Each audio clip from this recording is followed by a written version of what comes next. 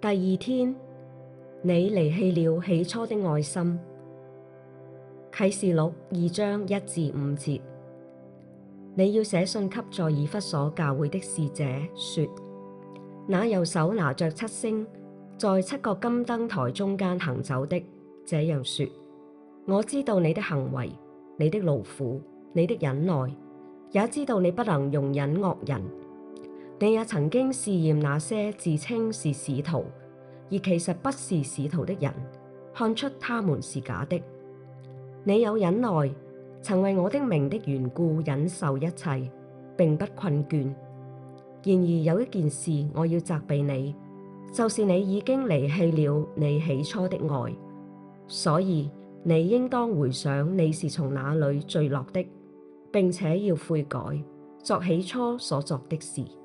你若不悔改，我就要來到你那裏，把你的燈台從原處移去。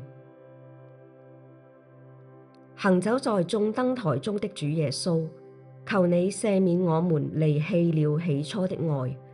在這段遇苦期的旅程中，借着你的話語、作為，以及你受傷的身軀，借着眼淚、十字架與苦難，再一次吸引我們歸向你，更新我們的愛心，恢復我們的行為，點燃感恩的讚美。阿門。